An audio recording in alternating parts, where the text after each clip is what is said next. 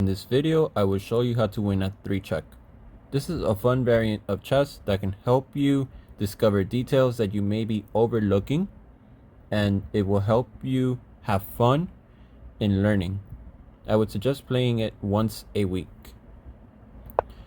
E3 is a common move played because it protects the dark squares around your king and brings out the bishop to c4.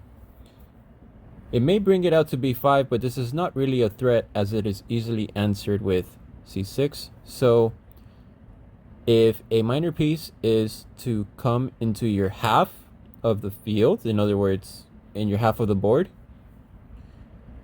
see whether it is really a threat or not. Usually knights are, bishops are not if you have pawns. a6, this is not a good move, and the reason why is because I wanted to prevent bishop b5 in the game, but I now realize I have c6, and by playing c6 you put your strengths on the light squares. Therefore his bishop is useless. I would recommend c6 in the future. And you can also see, thanks to Lichess's opening database of 3 check, that it is played not very often, but it gives the highest percentage for black at 62%. I would recommend it over e6 and knight c6. So a6, bishop c4, and here I want to prevent bishop takes f7 followed by a couple of queen checks. So e6, once again bolstering my defense. Knight c3, b5. I really like this move because I want to ask the bishop where is it going, and by forcing the bishop to d3 or b3, I now have more predictability on my opponent's development. Knight f6, knight h3.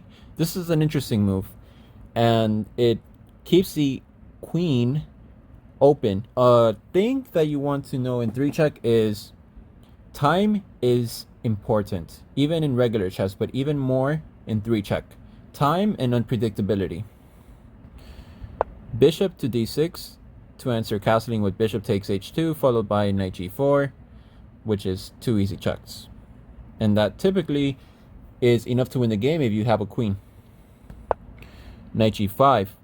Here you can answer any knight sacrifice with queen to e7.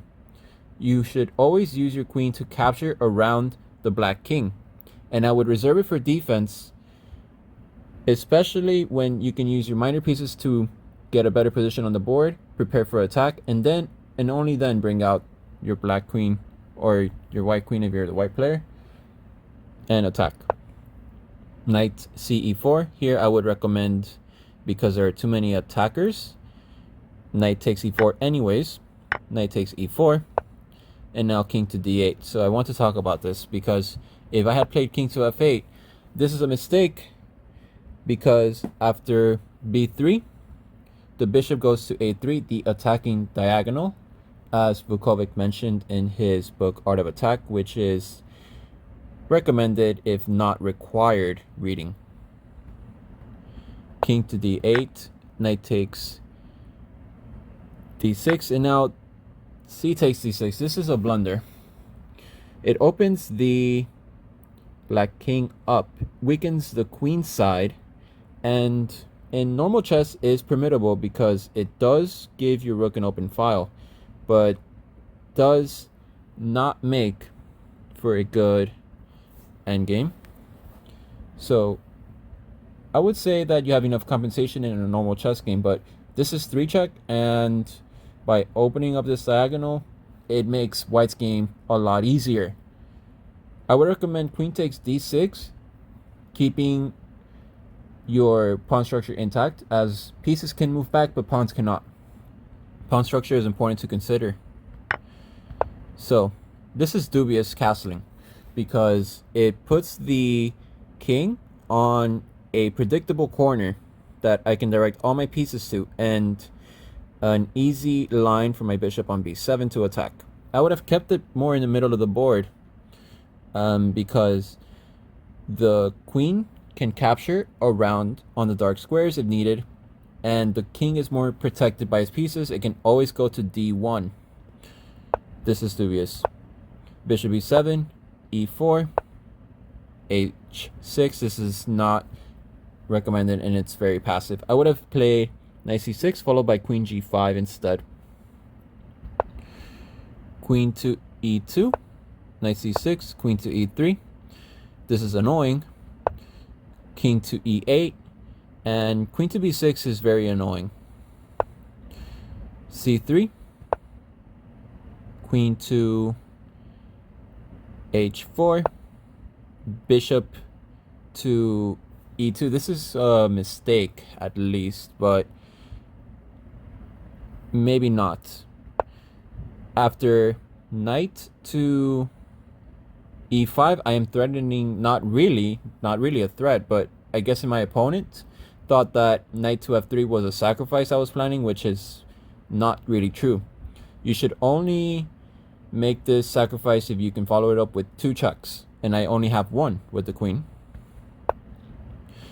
King to h1 is definitely a mistake, therefore, because the bishop can now, on the long diagonal, take advantage of this and take on e4, f3. And here's the critical move. What would you play here?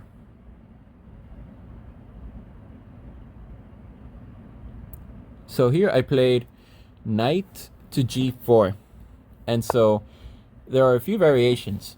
If f takes g4, then bishop takes g2, exposing the king quite easily, whether it takes it or not. If f takes e4, it's checkmate, and if queen to g1, then knight to f6, f takes e4, knight takes e4. Smothered mate is inevitable, but basically when you have a queen and a knight this close to the king, the game should end pretty soon. For example, h3, knight to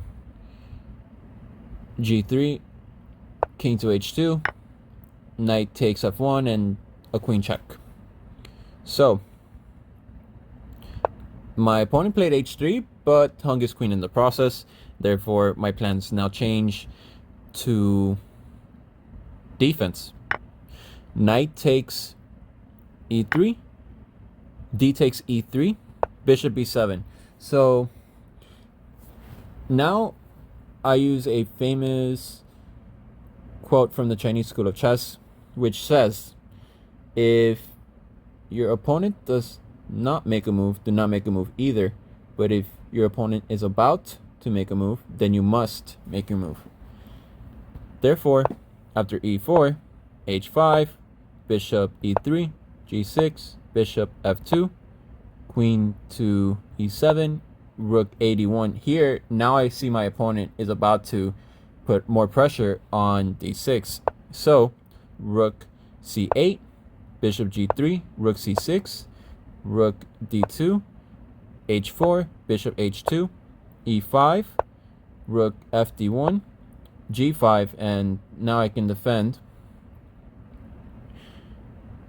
d6 with rook h6, rook d3, rook h6, f4. White was in time trouble. G takes f4, bishop f3, rook g6, rook g1, queen g2, queen g5, rook d2, queen d8, rook g d1, queen to b6, rook d3, queen to f2, and here white flagged. So 2 important notes are that you must be unpredictable. In this case, if your opponent is attacking on one color, switch your king to the dark color if they're attacking in the lights, for example, or vice versa. This will make you hard to get to. And also, that's all.